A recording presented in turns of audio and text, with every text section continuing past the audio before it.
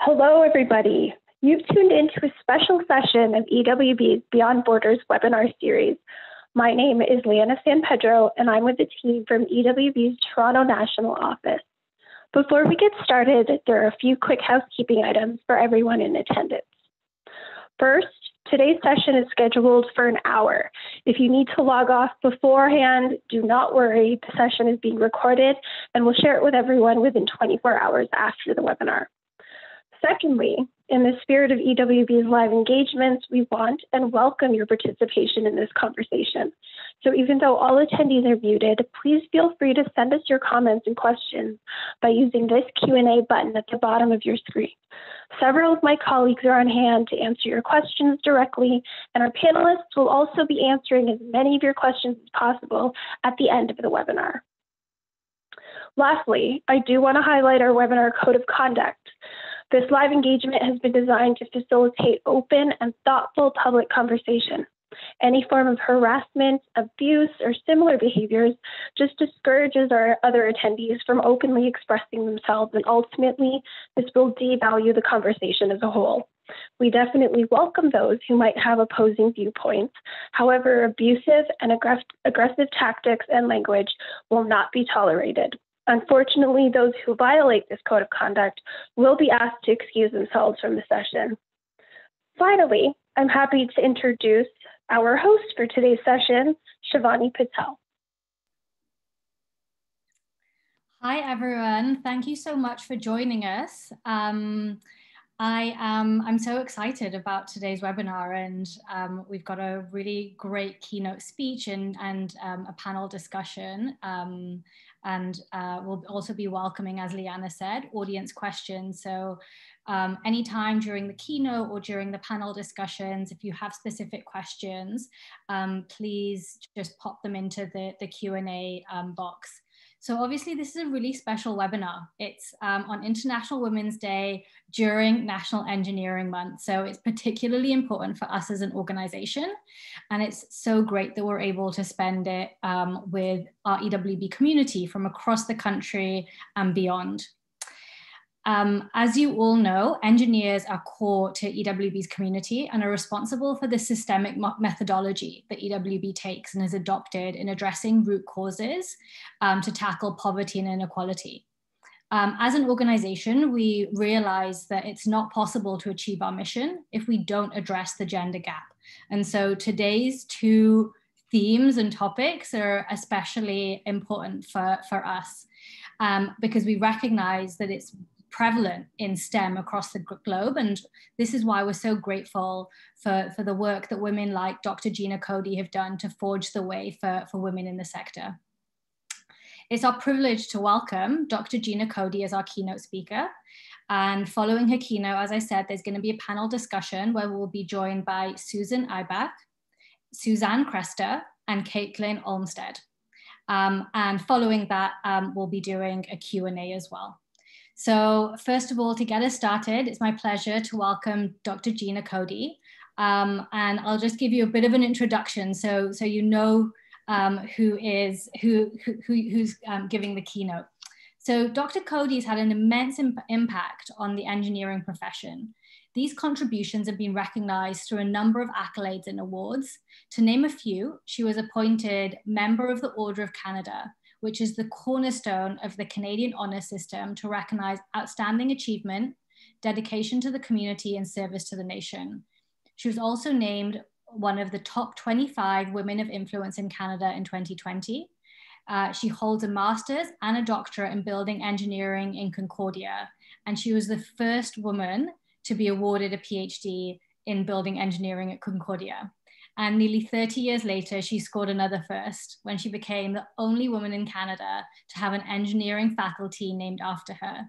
She continues to work closely with Concordia University, and part of that work is focused on increasing the presence of women and minorities in the faculty. Thank you so much for all of your wonderful work, and we're really happy to welcome you to the stage today. Thank you. Can you hear me well? Fantastic. Thank you, Shivani, for your kind words. It is a pleasure to be here with all of you. I wanted to thank, firstly, Engineers Without Borders Canada for the work that you do to combat poverty and inequality here in Canada and internationally. When we think about the term without borders, we often think of physical boundaries. Yet most of the challenges you face come from invisible boundaries, the boundaries that keep people in poverty, the boundaries that create inequalities, the boundaries that discriminate against race, gender, and sexual orientation. It is these social, environmental, and cultural boundaries that we have to push back against to create a more equal and just world. And there is no better backdrop to discuss these issues than on International Women's Day. Some people still ask, why do we have women-specific events? Why do we celebrate International Women's Day? There are many reasons, yet the most glaring is that despite some progress in certain areas, gender equity remains elusive. And this is particularly true in engineering and other STEM fields. According to Engineers Canada, only about 14% of working engineers in the country are women. This is a number that has barely changed since I first started working as an engineer in the 80s. We celebrate International Women's Day because for most of history, women have not been celebrated or even acknowledged. In fact, for thousands of years, most women had little or no control over their lives. Women had no access to education, no decisions to make about their careers, and in many cases, no control over whom they would marry. And this was their reality for most women who ever lived until quite recently. And sadly, it remains the reality for millions of women and girls around the world. It's important to highlight that in Canada, women still don't have equality, and that inequality is even greater for Black, Indigenous, or women of color. In the end, we have a long way to go before having a truly equal, diverse, and inclusive society. And if the past few years have taught us anything, it should be that progress is not guaranteed. We are living in a period of great political, social, and economic uncertainty.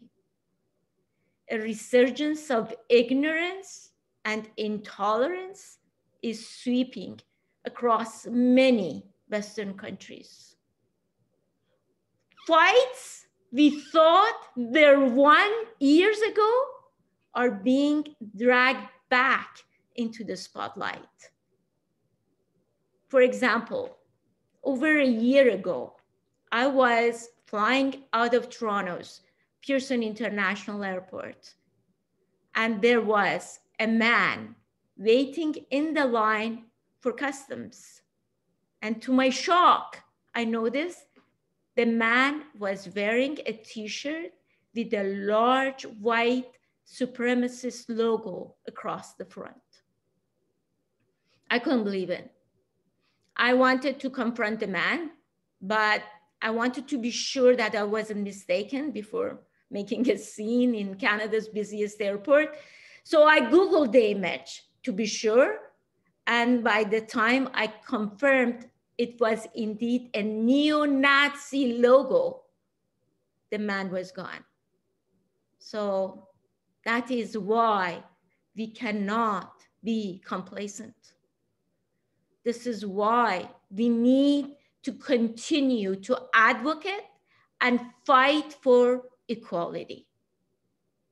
But I want to be clear, despite some setbacks, I believe we are making forward progress. I believe the future is bright, and a big reason for that is because of the efforts of countless organizations and individuals, people like you, committed to fighting for equality.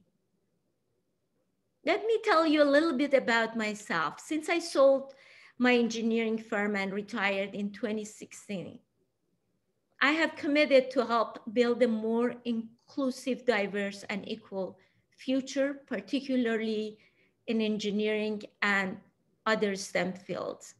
As a woman and an immigrant, this is a subject that is close to my heart. I came to Montreal from Iran during the revolution in 1979. I had just completed my undergraduate degree in engineering from a top school in Iran. And my dream was to complete my master's and PhD, but I had only $2,000 to my name. My brother, late brother, Mahmoud, had just completed his bachelor's in engineering at Concordia University. I was to be enrolled at another university, but I had no paying my tuition. So he convinced me to meet one of his professors named Cedric Marsh. After 1 hour meeting with Professor Marsh, he said to me, "Come to Concordia. Why would you go anywhere else? We will give you financial support." That day, Professor Marsh and Concordia University changed my life. I completed my master's degree, and then in 1989, I became the first woman awarded the PhD in building engineering. During my academic experience and professional career, I was often the only woman in the room. Unfortunately, I'm sure some of you can relate to that. I remember attending a conference in Toronto where I was the only woman among 700 attendees. The MC began his introduction by, "Lady and gentlemen." My drive to rise to the highest academic and professional level was in part thanks to my parents. I grew up with 3 brothers, all engineers, and 1 sister who became a dentist. My father owned an all-boys high school, so he made sure I was always comfortable in traditionally male environments. During summer, he would make me teach classes in his high school to boys who were 14 to 16. And I remember my father saying to me that if you can handle boys that age, you can handle anyone. And that has certainly proven to be true. Like my father, my mother was ahead of her time. She was a housewife, married young, never finished high school.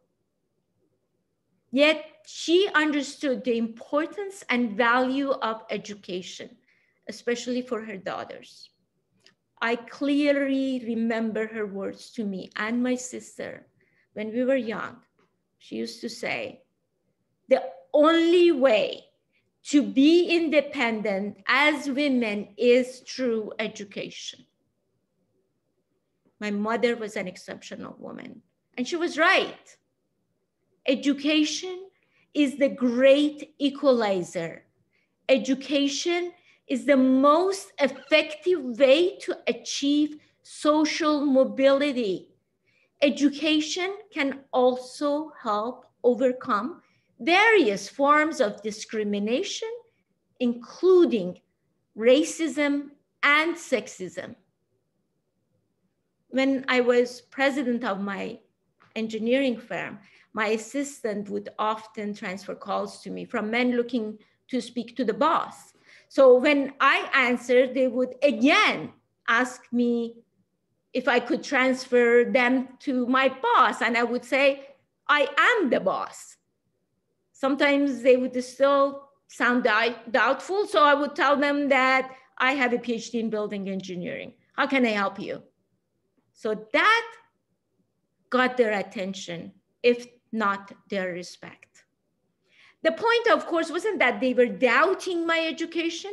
They were doubting my competency as a woman. While things are changing, we still have a lot of ground to cover. But here is the great news.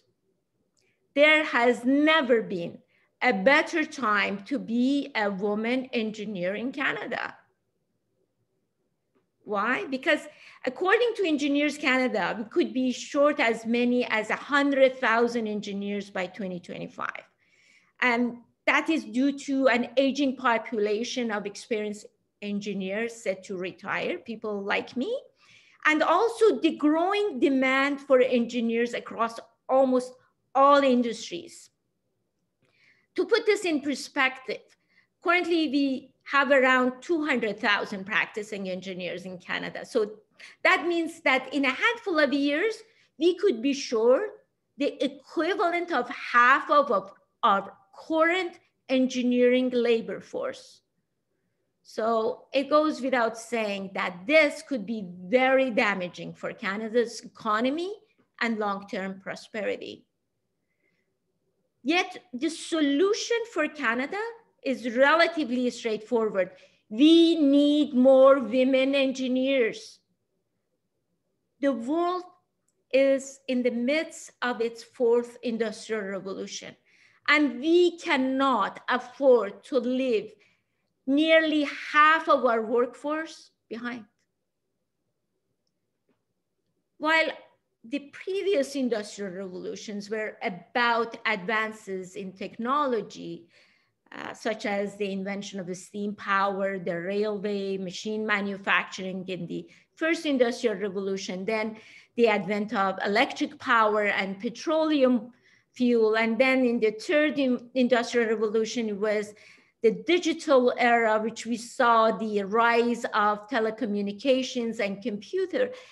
The fourth industrial revolution is about connectivity between existing, evolving, and new technologies.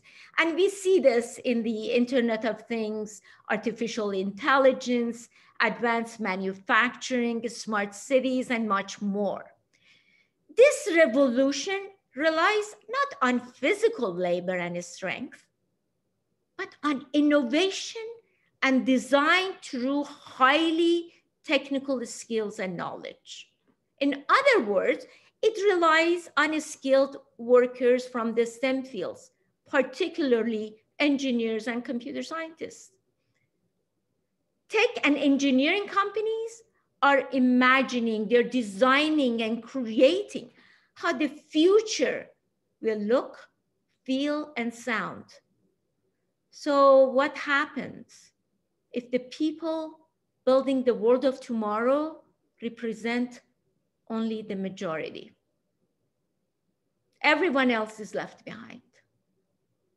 Technology can connect, bridge divides, and open new lines of communication, but it can also restrict and censor. It can create echo chambers and silos of thoughts and ideas, because we all have a different relationship to technology. We use and have access to technology in very different ways. A study in 2019, which was published in the Washington Post and the Guardian, found that safety features in cars are designed for men. And the crash test dummies that are used to assess a vehicle's safety features, guess what? They're based on the size of average male. So that leads to women being nearly 50% more likely to be seriously injured, 50%. And more than 70% more likely to suffer minor injuries in a crash than men. This holds true even though men are more likely to be involved in an accident. Why? Because they were designed by men for men. From the height of the seatbelt to the positioning and the strength of the airbags, everything is calibrated for men. And we have all heard examples of AI taking on the biases of the programmers or of learning bad behaviors, as was the case of Tay, the Microsoft's failed chatbot. Then there's also the case of Compass, a computer program used by courts in the United States to flag defendants who are likely to reoffend. An investigative report by ProPublica found that under the system, Black defendants were wrongly identified at nearly twice the rate of white defendants, making a notoriously discriminatory justice system even more so. A recent study by the United States National Institute of Standards and Technology found that a majority of face recognition algorithms in use are racist. The study showed that Asian, African American, or indigenous faces resulted in much higher false positive matches than Caucasian faces, sometimes by a factor of 10 or 100 times. This matters because law enforcement increasingly relies on this technology to identify criminals or security threats, which means that visible minorities are far more likely to be falsely arrested or detained than white people. Many of these biases and oversights aren't intentional, but as they say, you don't know what you don't know. That's why it's so critical that every group gets a proportional voice at the table. Engineering teams need to be representative of our society, something that sadly is not the case in Canada and most of the world. And the studies on diversity are clear. Companies that are more diverse, equal, and inclusive are significantly more competitive and profitable. A report by McKinsey and Company found that companies with greater gender diversity in executive positions were up to 21% more profitable than their male-dominated counterparts. And those companies with greater diversity in their ethnicity were up to 33% more profitable than less diverse competitors. So promoting diversity and equality isn't just morally and ethically right, it's a smart business. The conditions for achieving gender equity have never been better.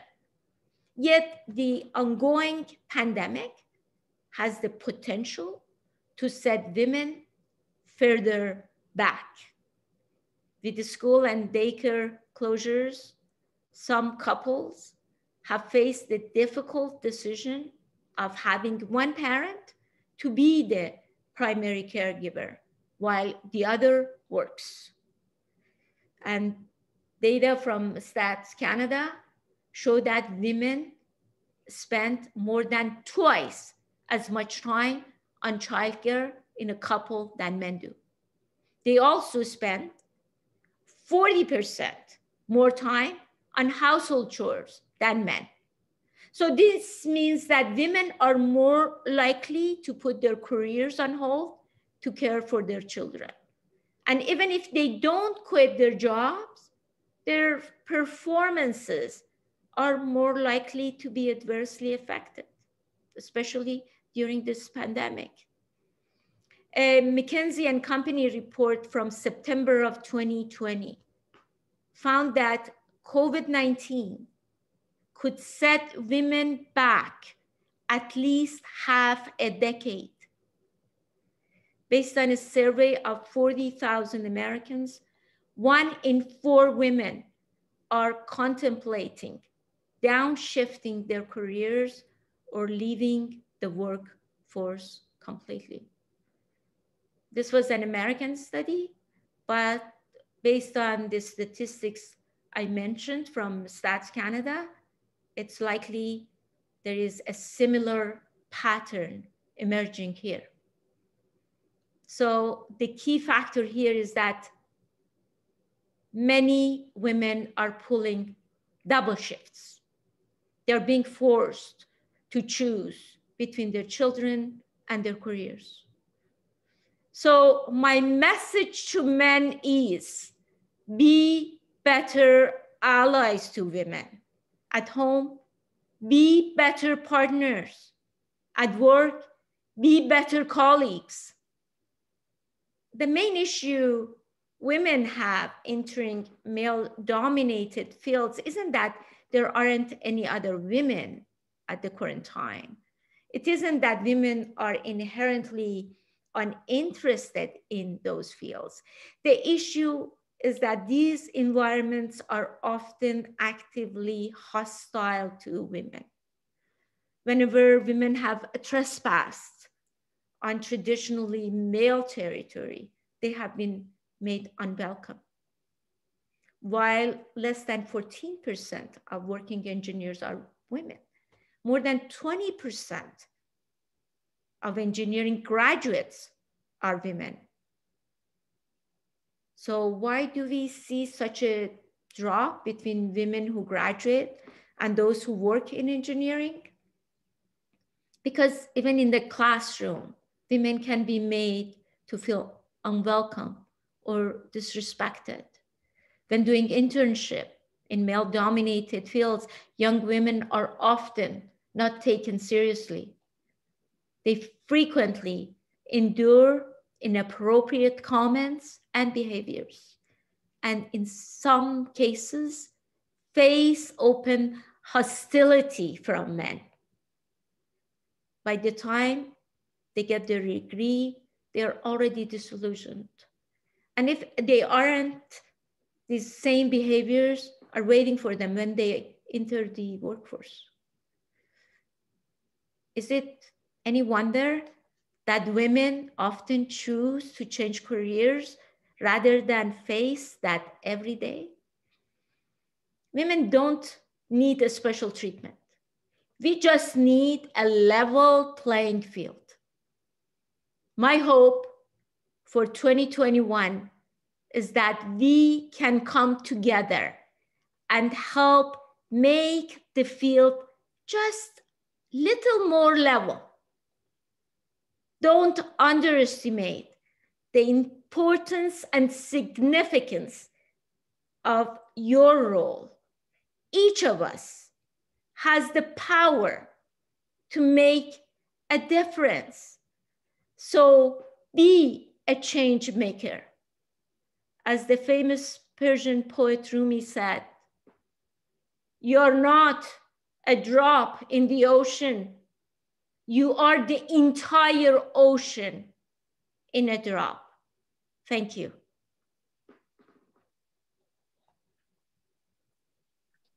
Thank you so much, Gina. Your energy and passion for the topic, it's coming through even on the screen.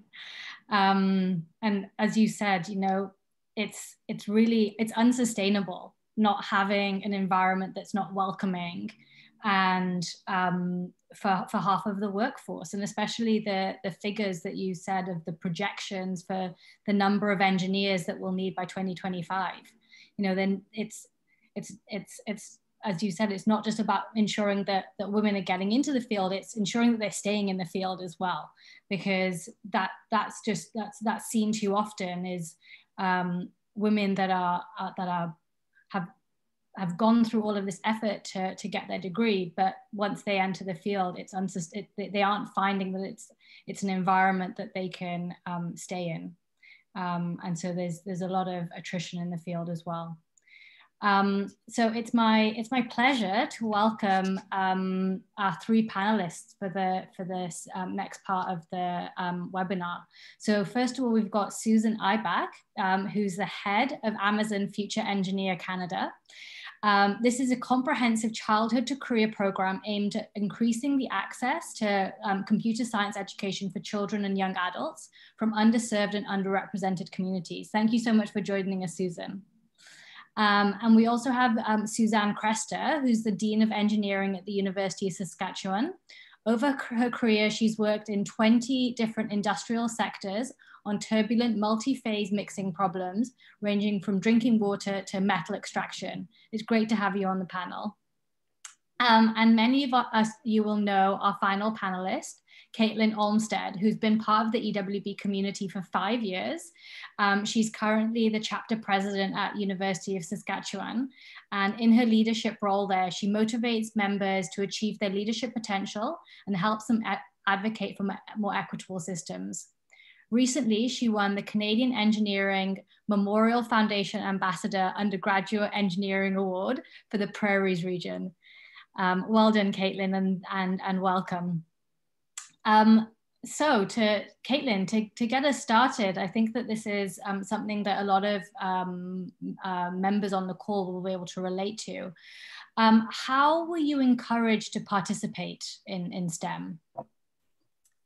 I was encouraged in a lot of different ways. Even when I was younger, I was always really interested in biology, and I had so many different textbooks that my parents would buy me about the ocean, you know, that kind of stuff. When I was really encouraged, though, to go into STEM, though, was actually in grade 7, when my science fair partner and I, we actually entered our science project into the regional science fair. And we were lucky enough to actually win first place at the regional science fair and go on to national science fair in Canada here. And that was kind of my really first big exposure and kind of life-changing moment for me in terms of realizing that STEM was actually a feasible career path for me. Because I met so many amazing people and young people doing many different projects. Some of them were just incredible. Like I met one girl who was looking at dementia and older people, and she did a year-long project on that. And it was just really neat to see all those different projects. After that, I was just further encouraged by my dad, actually. He was the one who really encouraged me to go into engineering. He's actually a project manager for a school division. And so he actually knows a lot of female engineers. So he was actually able to connect me with his contacts, and through them and just from his encouragement, it really helped kind of galvanize me into going into this type of career. Thanks so much, Caitlin. The next question is for Susan. So obviously in your role, you're really focused on ensuring accessibility to children and youth. And what, in your opinion, what or who serves as an opening and what serves as a barrier to women in STEM? And in what ways have you seen some of those opening or barriers change? Oh, that's a great question. And I think Caitlin touched on it a little bit in terms of the openings. I don't know if she realized it, but she mentioned some of the openings there. And I think the number one is role models. If you see a role model, then you can picture yourself in that space.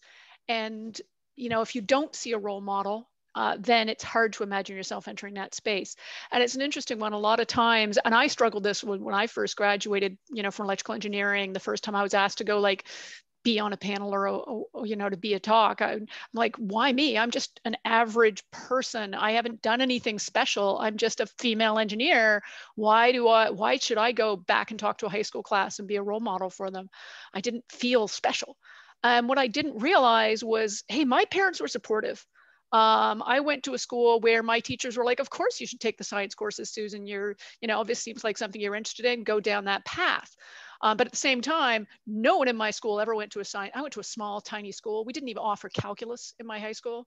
So I couldn't even apply to half the engineering schools in the country when I graduated. I didn't enter any science fairs. There was no hackathons. Like, those take engaged teachers to bring you to those opportunities. So what I think sometimes people don't realize is, because you might have had a role model, a mentor, an opportunity that made you go, oh, wow, maybe I want to do this. Or maybe you just had the confidence to do it when you didn't see people around you doing it. That by itself makes you a good role model. So I think that's a big opening, is seeing a role model so you can see yourself doing it. If you've never seen anyone doing it like me before, I remember seeing an interview with, I think it was somebody, it was a young Black actress like Halle Berry or somebody, saying the first time she saw like Whoopi Goldberg in The Color Purple or something, she cried because she said, oh my gosh, I can be a Black actress. But she didn't know it was possible until she saw it. So I think we always have to remember that. In terms of, and the barriers are not seeing role models. So that's sort of the flip side of that. One thing I will say, though, it's been encouraging. And Gina, you made this wonderful statement in your keynote saying, education is the great equalizer.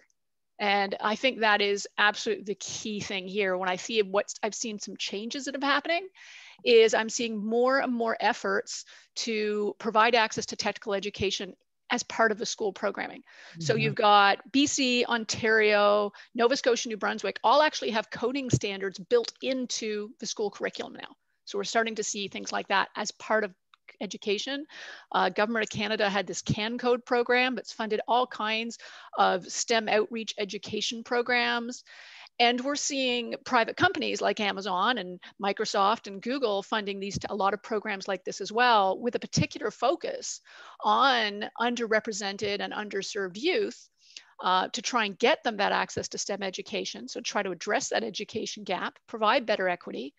And I think one of the reasons you're seeing that is, we're sitting here going, we want diverse teams. Those stories Gina's sharing about like the crash test dummies being designed for the average male and car safety features not being designed by men for men, the gaps that happen when you don't have diverse teams are real. We don't want that, but there's actually not enough diverse candidates out there to hire. So one thing that's good is, it's wonderful when I see companies, as I said, programs like mine and other companies are doing it as well, going out there saying, let's fill the funnel. Let's go out and show these kids what you can do with technology, and let's show them in elementary school, and let's show them again in middle school, and let's show them again in high school, so that hopefully we get more diversity, more girls, more Indigenous, more Black, just all types of diversity, people, different backgrounds and experience entering the STEM workforce. Thanks so much, Susan. And you mentioned something, like, why me? Why am I special to give this talk? Why should I be sitting on this panel? And I think that this is such a common thing now. There's been a term labeled to it, imposter syndrome, of like, should I be at this table? Like, why am I being called to this table? I'm sure that a lot of people can relate to this. So the next question is like, how do I know when I'm good enough to sit at the table with my colleagues, etc.? Suzanne, I'd love if you could kick us off. Well, we had a lovely, lovely conversation about this last week, and I spent parts of my weekend connecting with other female deans and bouncing ideas off them. And I do want to say that this is something that women seem to be more prone to than men. And that seems to reach across all levels. And it's something that we have to continually remind ourselves not to do. The best way to remember not to do it is to have a bunch of good girlfriends around you that you can call when something like this comes up. And they can say, wow, that's amazing. The cheerleader part of your life is so, so valuable. That can be female, that can be male. For some reason, the voices that are easiest to hear for many of us are our female girlfriends that are in similar roles. So the peer-to-peer support is really huge. Where does it start? There seems to be a cliff around grade 8 where we lose engagement in science and math. We lose that feeling of self-identity somewhere along the way. And we've managed to keep engagement high up until grade 8. We managed to re-engage going backwards a little bit. But I really feel that this is something we continue to have to, as Gina said, we will always have to work to get past the voices that are destructive. We always have to keep building a just society, and we always have to keep building our own self-awareness and willingness to step in. My mother used to say, well, why not? That was her opening line whenever we came home with an opportunity. Why wouldn't you? That sounds amazing. And so maybe I can just start the conversation with those 2 comments. Find girlfriends who remind you to do it. I'll jump in briefly. And you say that you made the comment, women tend to be more prone to imposter syndrome. You know, it's really interesting. If you actually look at the students in undergraduate who choose to pursue graduate studies, about 50% of men will sort of go, oh, I should go off and do graduate studies. 3/4 of the women in engineering say, oh, I think I need a master's degree. It's almost as if you almost wonder, is that because we feel like, well, unless I have a master's, I'm not ready to enter the workplace yet. And men seem to have more confidence. So there's some interesting statistics, and you wonder if that's part of it. And so, yeah, and I think the big thing to remember is when you've been given an opening, it's because we've already, like, if you're offered the job, we already decided you can do it. We know you can do it. We rarely, when we're employing someone, do we think someone's coming in with all the skills and ability to be productive on day one. No, because the other thing is, and this is the way I've approached my career for the last 15 years, is if I'm taking a job, I want a job that has me excited and a little scared, because that's how I grow. So that's kind of how I've actually embraced my personal imposter syndrome, is if I'm a little scared of a job and not sure I can do all of it, then that's actually the right opportunity. And that's the one I should be going after. So that's how I've actually approached it, is I've actually sort of, if you will, embraced my little inner voice that says, I'm not sure you can do this, but I'm really excited to try it.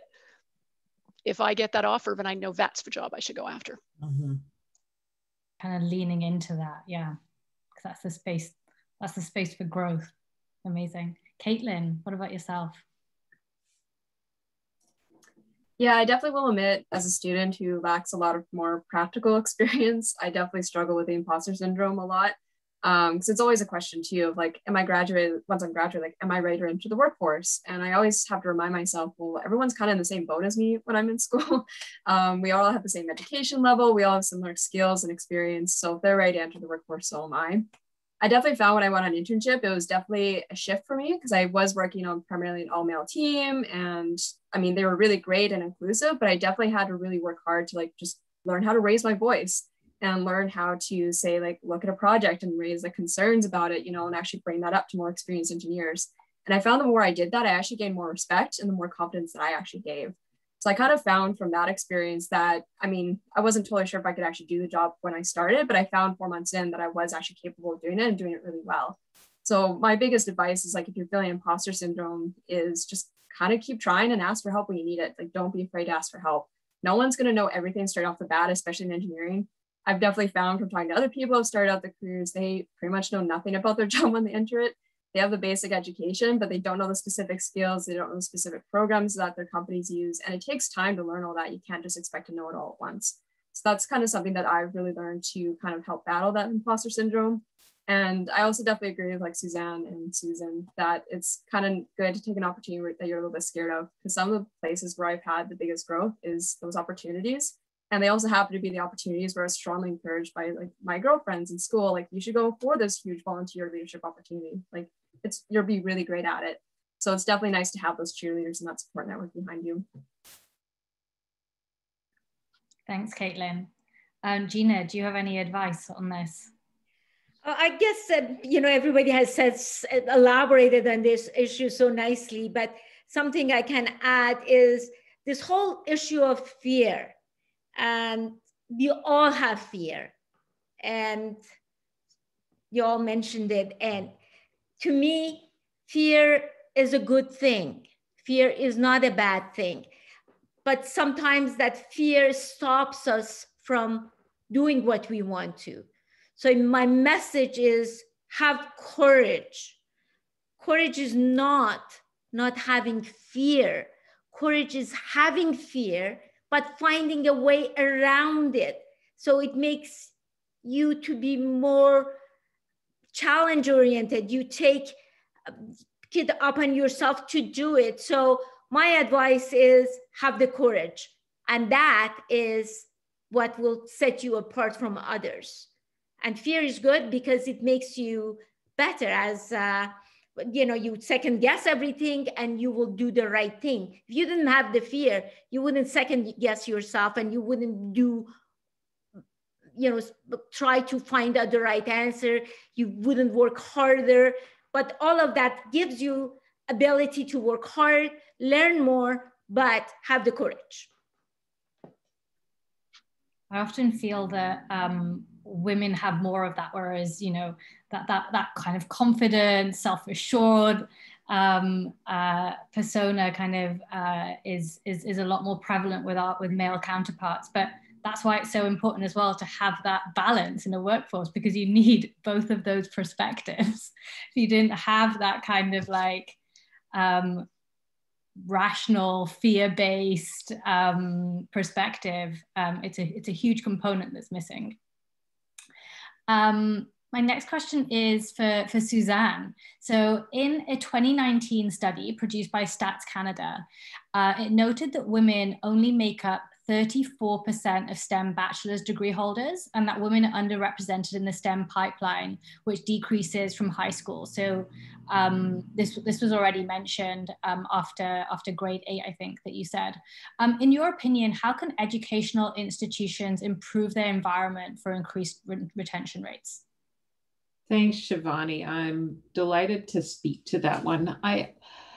First, I want to share some numbers that look at this from a slightly different perspective. Engineers Canada has been reporting enrollment statistics for 20 years. So you can go back and you can look directly at the data for female enrollment across the country. Some really interesting things come out of that. So in spite of the fact that we have remained discouragingly stuck at 21% overall, the rate of growth for female students has been twice as fast as that of male students, independent of the interval you pick. So if you look at the 20-year average, it's 123% growth overall, but 200% on the female students. So part of the struggle is not that we're not growing the number of female students that are participating. We're actually growing that very quickly. The frustration is that the field itself is growing consistently and in a stable way. And so in order to make up a bigger percentage, we have to continue to grow faster than the average. And so I offer that as a starting point. The second thing that I wanted to share with people is if you look at different disciplines, you'll see a huge impact of the words we use. So mining engineering is still down at 16% female, but geological is at 37%. This is essentially the same work. But the curb appeal sends a different message. When we look at materials engineering, 32%, environmental, 41%, engineering physics, 20%. So we get into these different pieces and different shades of what are we looking at, and we get big changes in the gender split. You see the same thing in medicine. So pediatrics and OBGYN picked up female percentages much faster than orthopedic surgery did, because people's initial take on what's going on is full of stereotypes and biases. And so when we think about how we portray things, we need to actually completely change our messaging about what is engineering. instead of saying engineers can do anything, we now talk about there's a place for everyone in engineering. That's a very different message.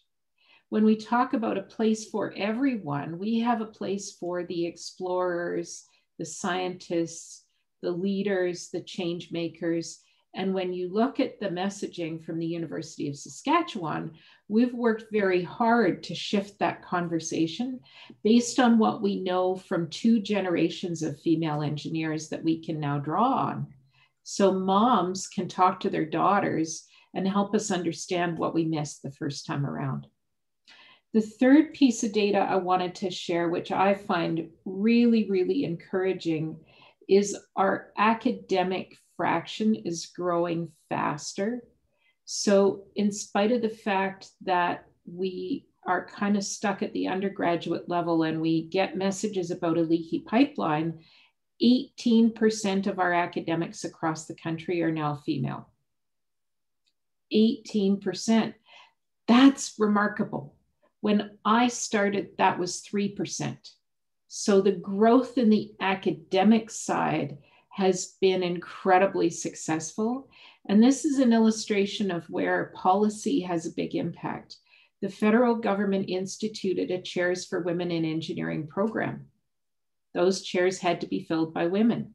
They funded those positions for the first 5 years of those roles. Universities had an opportunity to get talented people for free for 5 years if they would commit to women. And this opened the door for many of us. So this is how I got my interviews. I said, hey, there's this cool program. I'm interested. Are you interested? And I got all sorts of responses, right? That trickles on. And so if you look at the National Dean's Table, and we're all about the same age, okay? We all started when there were only 3% female faculty members, but at the Dean's Table, there are 14% consistently. We are overrepresented at the change table. We are welcomed at the leadership table. Our voices are sought out because we have embodied change for so many years and we know how to do it. We have a special skill set as a result of what we've gone through. So I see, I completely agree with Gina that the instances we still have to deal with that are inappropriate, that are frustrating, where people didn't learn good manners at the dinner table and we have to make that up in the workplace. This is not ideal. This is not a good day in my office. And my life changed the first time we hired a male colleague who had had a female professor as an undergraduate. For him, it was normal to have a female colleague and mentor. He didn't think that was weird. And so when we tip into that, when we have those changes, I think it makes a huge difference to the environment, and it makes it easier for everybody to say, hey, it's important that we have parental leave for everybody. It's important that we watch our language and be respectful of everybody's background and just have the courtesy to ask people what they want to be called and how they want to deal with things, because kindness and respect are really, really important components of building great teams. Thank you so much. And this nicely actually leads into one of the questions from the audience.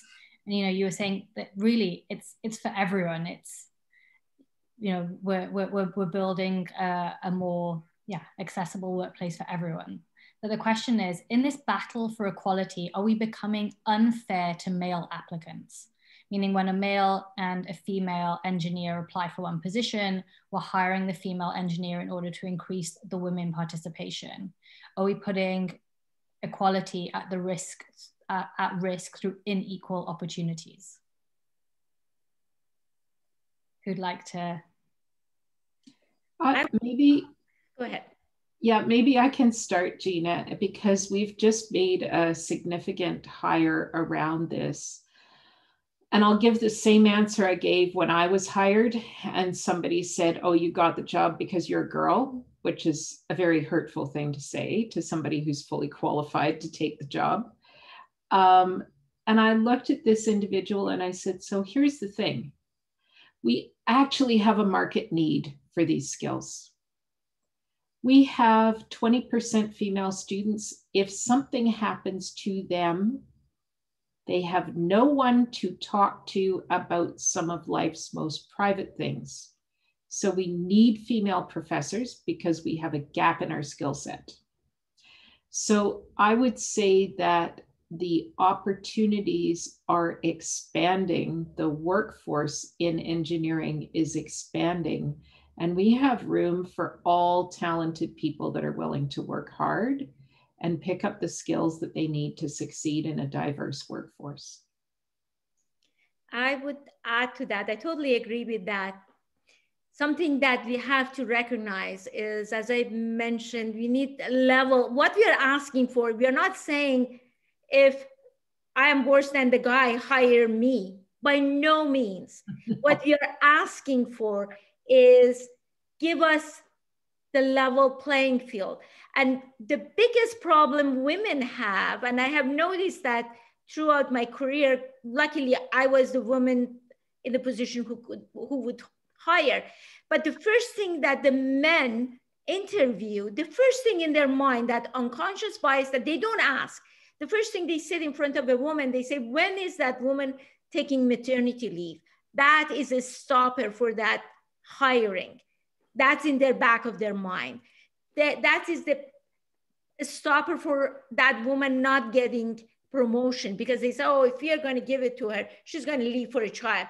So these type of unconscious biases stops people giving the chance to women to succeed. So I think all we are asking is for level playing field and getting rid of the unconscious biases that people have.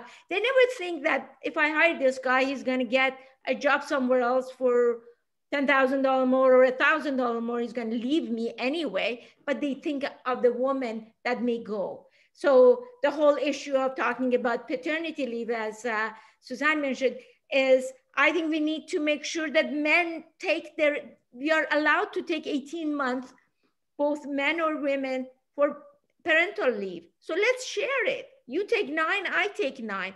Why do women, and sometimes we do it ourselves, we take the 18 months, 85% of parental leave are taken by women, not their partners, only 15%. So we need to promote that. So there are certain things that we need to improve to bring women up, but definitely we are not asking to be given preference. That is not what we are asking. We are asking for level playing field. Absolutely. So I think we've got time for just one final question. So as female engineers, all of you, what's your perspective on future-proofing the profession, your industry, and the impact of technology on society? So maybe we can start with Susan. I'm going to be mean to Suzanne by stealing her statement so she can't say it first. I loved her statement. It's about making there's a place in engineering for everyone. I think that's the key. Is there is not a single field which you can't pursue where a STEM education and engineering education can't be applied. So helping people understand all the different fields and different ways it could be applied, I think will encourage more women and others to pursue it.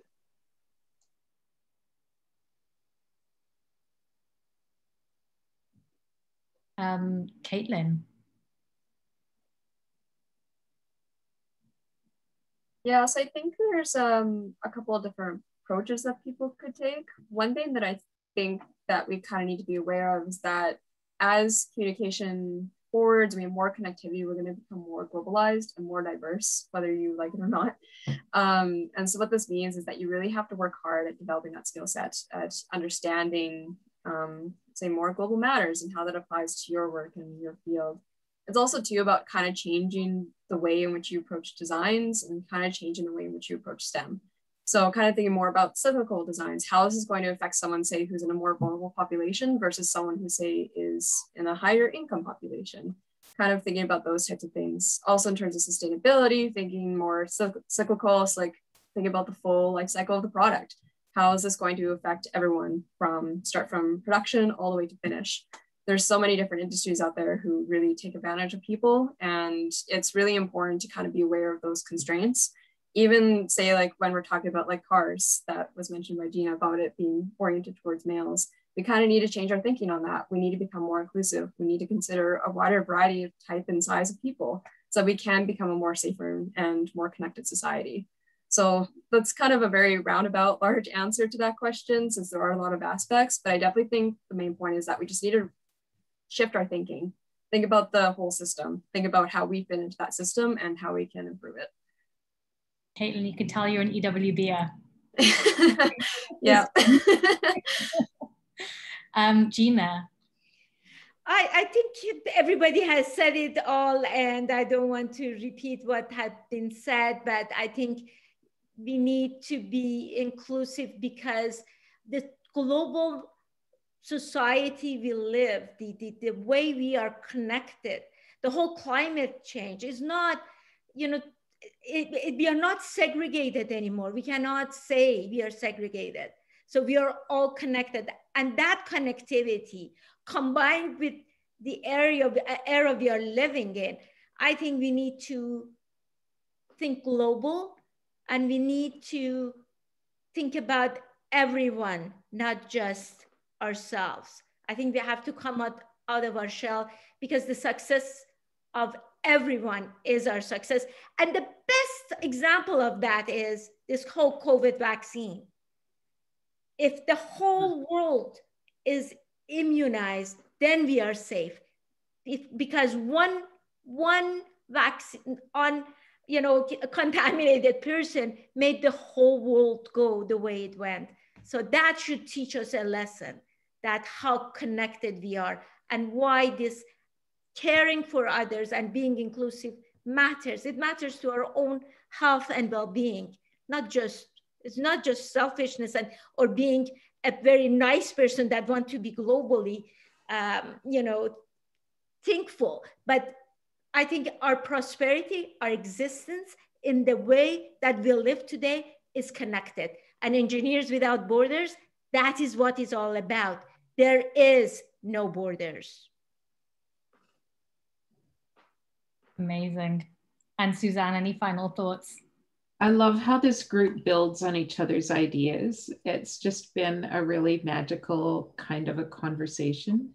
I want to give a shout out to Caitlin. We're reworking the definition of design at the accreditation board, and all of the things you talked about are showing up in our vision for the future and what we need to be thinking about.